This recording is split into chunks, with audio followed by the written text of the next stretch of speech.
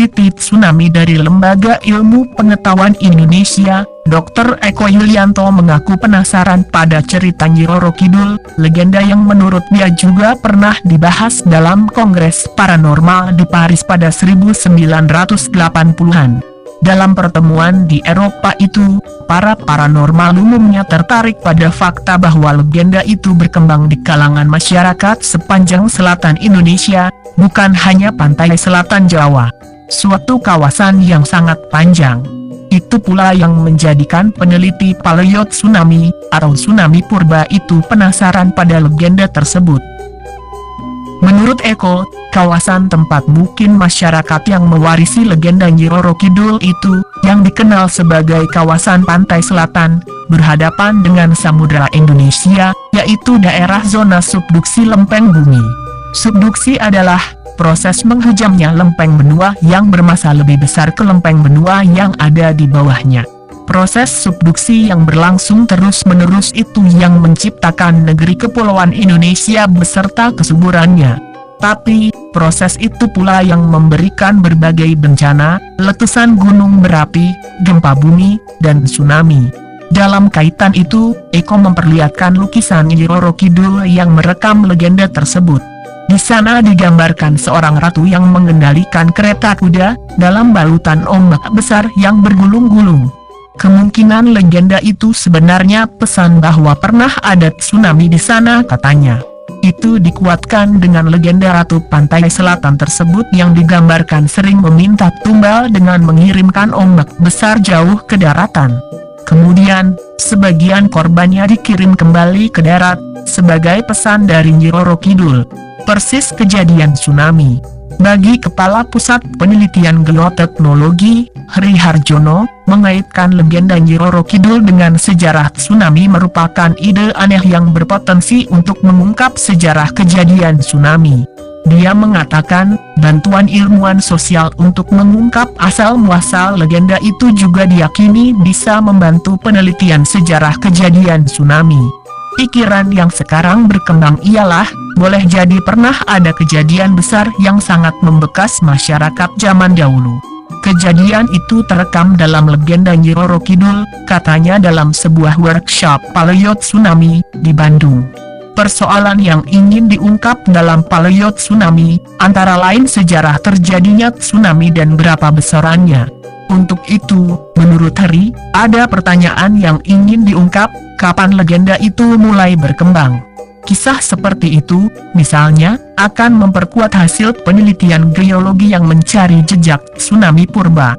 Misalnya mengenai bukti gempa dan endapan tsunami yang terjadi pada 400 tahun lalu di Cilacap dan Pangandaran, yang diyakini jauh lebih besar ketimbang yang terjadi pada 2006.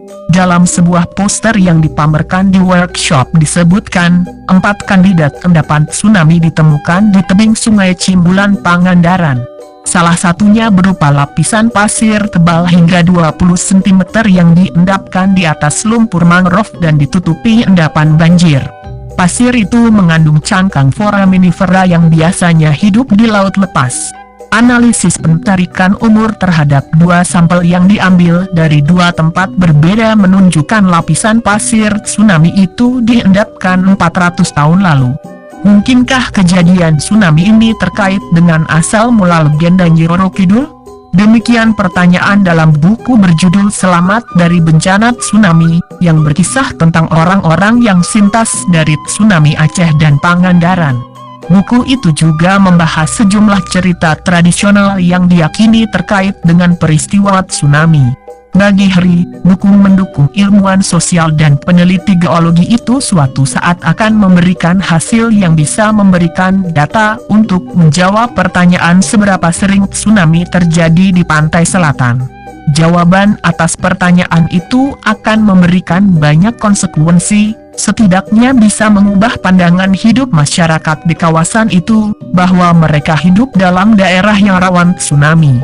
Kalau itu tercipta, maka masyarakat akan mudah diajak untuk hidup akrab dengan tsunami, mudah mengajak mereka untuk selalu bersiaga menghadapi bencana, hingga mudah untuk mengajari mereka melakukan tindakan penyelamatan diri dengan benar ketika bencana itu akhirnya tiba.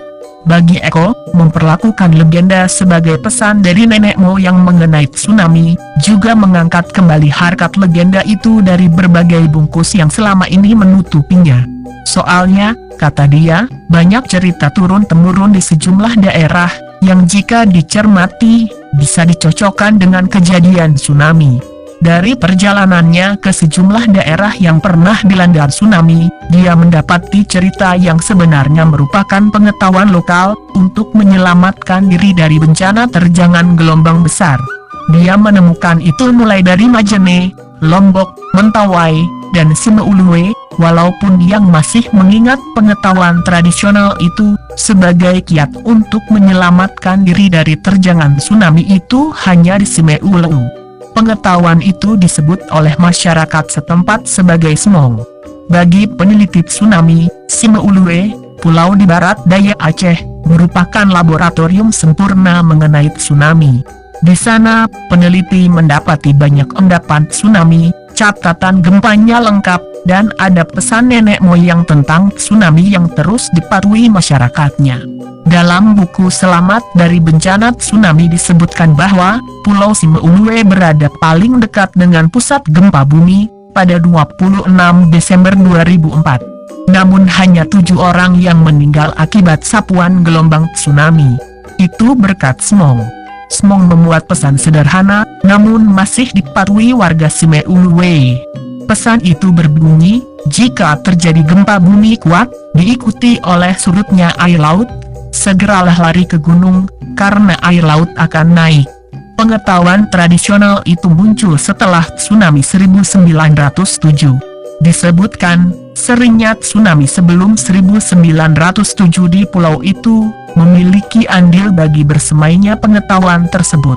Catatan sejarah dan penelitian geologi menunjukkan pulau itu terlanda tsunami pada 1797, 1861, dan 1907. Menurut dia, pengetahuan serupa juga dimiliki masyarakat Mentawai, Sumatera Utara. Banyak orang di pulau itu yang masih hafal pengetahuan yang diturunkan dalam bentuk syair. Namun, syair itu umumnya tidak lagi dipahami sebagai warisan untuk menghadapi tsunami. Itu karena kata TTYU, judul syair tersebut, diartikan sebagai kakek, walau bisa juga diartikan sebagai gempa bumi. Di sana, kata TTU lebih diartikan sebagai kakek, sehingga maknanya jauh dari bencana. Sedangkan, jika TTU diganti dengan gempa bumi, maknanya akan lebih kuat. Terbungkusnya pesan inti yang terkandung dalam pengetahuan lokal di Mentawai itu disebut sebagai kecenderungan yang ada di banyak daerah. Salah satu faktornya, tidak ada catatan yang bisa diwariskan oleh generasi yang lahir jauh hari setelah tsunami terjadi. Apalagi, tsunami raksasa umumnya terjadi ratusan tahun sekali, sehingga cerita turun-temurun yang diwariskan, berubah menjadi legenda yang penafsirannya bisa berbeda dari maksud semula. Ketika tsunami raksasa datang suatu kali, tidak ada lagi orang yang pernah mengalaminya, sehingga syair turun-temurun itu diturunkan sekadar warisan. Menurut Eko, mengaitkan pengetahuan lokal dengan penelitian tsunami purba, merupakan kesengajaan yang dilakukannya. Soalnya, selama ini catatan sejarah yang dimiliki Indonesia, sangat pendek, dan tidak ada catatan yang menyebut gelombang raksasa yang terjadi 400 tahun lalu, misalnya. Yang banyak ditemukan justru cerita turun-temurun, yang bisa ditafsirkan sebagai pesan tentang tsunami. Dengan mengumpulkan dan mempelajari pengetahuan tradisional, diharapkan membantu analisis kejadian tsunami di masa lalu.